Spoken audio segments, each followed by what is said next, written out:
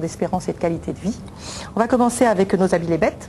Farah Kessri, vétérinaire biologiste, bonjour. Bonjour. Alors dimanche prochain, il va y avoir une journée porte ouverte à l'école de chien guide pour aveugles et malvoyants de Paris. Et vous vouliez à cette occasion nous faire un peu découvrir qui étaient ces animaux. Oui, absolument. Ce sont des chiens qui vont avoir le rôle de compenser en partie la déficience visuelle d'une personne. Donc, ils vont un petit peu jouer le rôle des yeux, ils vont remplacer un petit peu la vision des personnes aveugles et leur permettre d'avoir plus d'autonomie, beaucoup plus qu'avec une canne. On va entraîner ces chiens à devenir de véritables guides. Par exemple, on va leur apprendre à aller jusqu'à la station de bus, monter dans le bus et conduire justement la personne aveugle jusqu'à le siège qui sera libre à ce moment-là. Donc, par la suite, on peut aussi leur apprendre à tout simplement à être beaucoup plus vigilant, par exemple, à tout ce qui est les problèmes d'obstacles. Ils vont assurer la sécurité des personnes aveugles. On va aussi pouvoir travailler sur le relationnel entre le chien et la personne aveugle parce qu'il va y avoir ce qu'on appelle un lien d'attachement extrêmement fort. Il y a une relation de confiance entre les deux et ce sont donc des chiens qui doivent faire preuve aussi d'initiative. Ce sont des chiens très intelligents, vifs et en même temps calmes et rassurants. Et la sélection est terrible. Figurez-vous, Marina, que n'est pas chien d'aveugle le chien qui veut. Hein, c'est sûr. Là, vous ne pouvez pas venir dire non, je voudrais. C'est pas possible. Non, en plus, ils doivent passer ce qu'on appelle un certificat d'aptitude. Le chemin est vraiment assez long pour l'obtenir. On utilise au départ des races de chiens de grand gabarit pour qu'ils puissent voir justement les obstacles en hauteur. Donc, ce sont des races de chiens comme les labradors, les golden, les flatcoats. Ça peut être aussi des croisés golden et labrador. On confond souvent en fait les deux. Celui que vous avez dans le dos, c'est quoi? C'est un petit chiot labrador. À chaque fois que vous faites une chronique, vous mettez un animal en Non, c'est la première fois parce que là, je suis un peu militante. D'accord. Donc voilà. Et donc, ce sont des animaux qu'on va prendre dès leur naissance, dans des centres d'élevage. Ils vont quitter leur maman vers 7-8 mois, vers 7 et 8 semaines, bien sûr, par mois.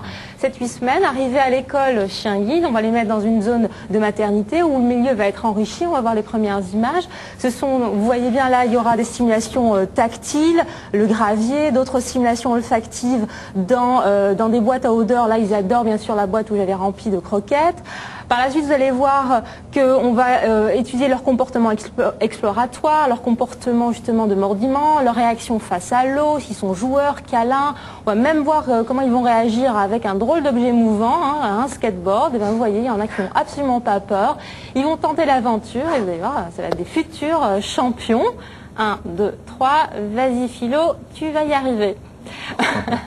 Donc voilà, donc ce sont des chiens qu'on va par la suite sortir dans la rue, dans les intersections, dans les transports en commun, dans les marchés, tout simplement pour les habituer progressivement, les familiariser avec l'environnement humain urbain. Parce que si vous prenez un chien qui a vécu toute sa vie à la campagne, vous le mettez dans la circulation, il devient fou, tout simplement. À l'âge de 2 mois et demi, on les envoie dans des familles d'accueil. Alors, qui peut être famille d'accueil? Alors, tout le monde, tous ceux qui aiment les chiens, il faut bien sûr ne pas être allergique.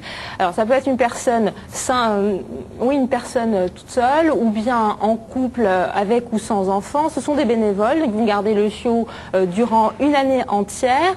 Bien sûr, les éducateurs de l'école vont les accompagner tout au long de cette période. Et ça commence le premier jour avec, bien sûr, une première réunion d'information. On leur donne un carnet d'informations avec plein de petites astuces, étape par étape, la hiérarchie, le rappel, plein de techniques pour bien éduquer le chien. Ça va être une période de prééducation, de sociabilisation de cet animal.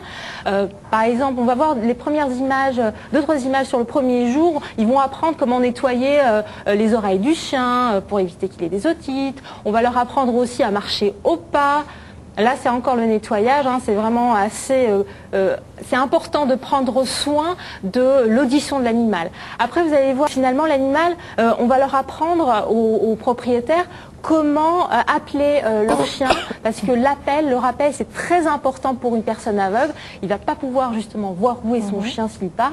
Donc, il faut que le chien revienne très vite dès que la personne appelle son nom. Donc, pendant cette période encore, ils vont leur apprendre les premières bases de la sociabilisation.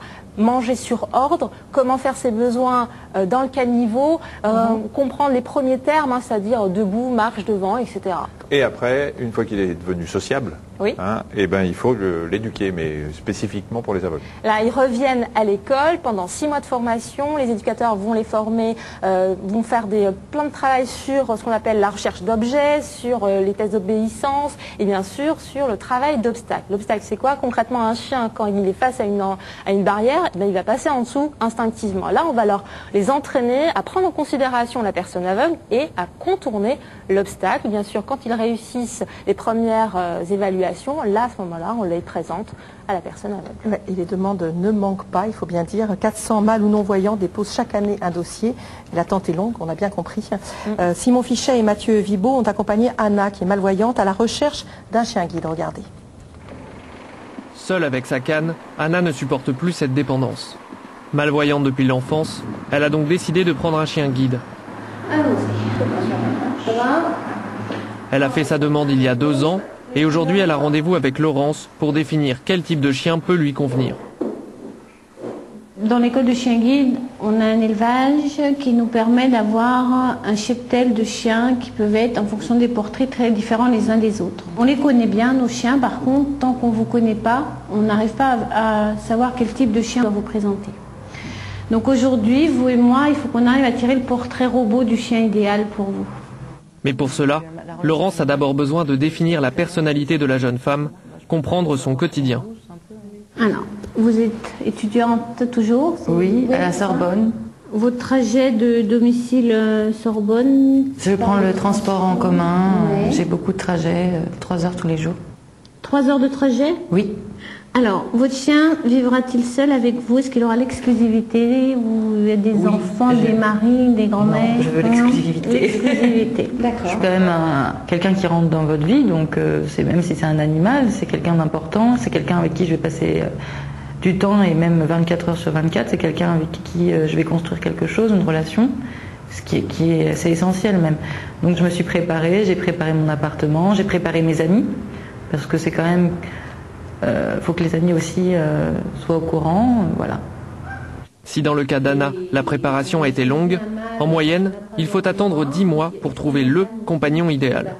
Choisir un chien, c'est faire un pari sur l'avenir, c'est sur 10 ans, c'est une histoire qui va se construire sur 10 ans, donc c'est quand même un pari avec pas mal d'inconnus dedans. Ça peut aller très vite, parce qu'on peut très bien avoir ce chien idéal, pile poil, il est là, il finit son éducation, dans 4 mois il a fini, 4 mois après la personne elle peut être en stage, ou au contraire ça peut mettre beaucoup de temps, beaucoup plus que la moyenne, parce qu'il y a quelque chose de particulier dans l'environnement ou dans le déplacement de la personne, et qu'il faut un chien avec un profil très précis.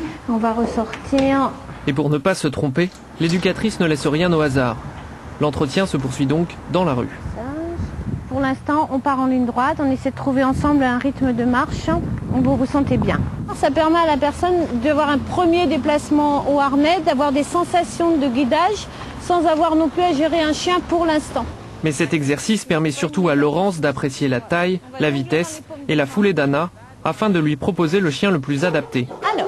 Aujourd'hui, la jeune femme va en essayer 2. Premier test avec Elba. Le courant a l'air de passer. La chienne est plutôt du genre extraverti. Comme tous les autres chiens de l'école, Elba est née ici et vient de suivre 5 mois de formation. La chienne est rodée, Anna un peu moins.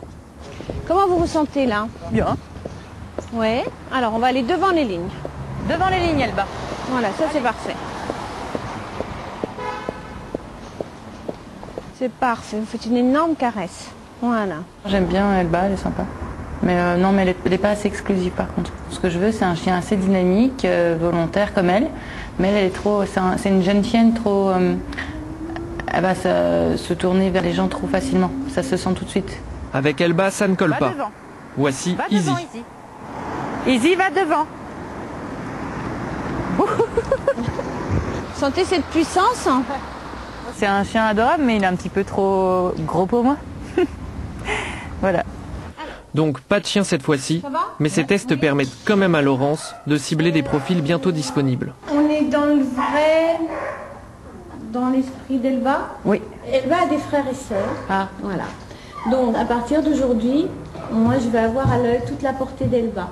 D'accord. Parmi cette portée, on va chercher votre chien. D'accord. Lorsqu'une bête lui sera attribuée, Anna reviendra faire un stage de 3 semaines pour apprendre à la diriger. Ridiculement ridicule. Obtenir un chien guide est un service gratuit. En France, l'année dernière, 165 personnes en ont bénéficié. Voilà, donc après le stage, l'école va accompagner ce couple durant à peu près 10 ans, puis à la retraite après. Oui, absolument. Ce sont des chiens qui ont droit aussi à la retraite. Ils ont travaillé toute leur vie depuis leur naissance. Donc, quand ils vont avoir l'âge de 8 ans, on va leur faire passer ce qu'on appelle un bilan de gériatrie, parce qu'on aura beaucoup utilisé ces animaux, surtout au niveau articulaire, au niveau visuel, alors que ce sont des animaux olfactifs. Et là, on se rend compte qu'ils ont plus de cataractes, plus d'arthrose, donc ils ont bien mérité leur retraite. Et c'est un moment qui est vraiment assez difficile pour la personne aveugle qui va devoir se séparer de son chien. Donc c'est la période de renouvellement et la famille et donc l'école va chercher, selon les conseils, bien sûr, en suivant les conseils de la personne aveugle, quel profil de famille de retraite pour que justement le chien finisse ses jours un peu mieux. Au moins pour les chiens, on tient compte de la pénibilité du Absolument. travail. Vous l'avez compris, les familles d'accueil, pour les familles n'a jamais assez. Si vous souhaitez vous renseigner, l'école des chiens guides pour aveugles et malvoyants de Paris organise des journées portes ouvertes ce dimanche. Toutes les informations sur le site www.chien-guide-paris.asso.fr. Plus simple, france5.fr et vous aurez tout ça. Merci beaucoup, Farah. Jean-Claude Amezen, je rappelle que vous êtes notre chroniqueur spécialiste des questions éthiques. Parlez aujourd'hui de l'espérance de vie. Depuis 30 ans, la diminution de la mortalité infantile s'est accompagnée d'une augmentation de l'espérance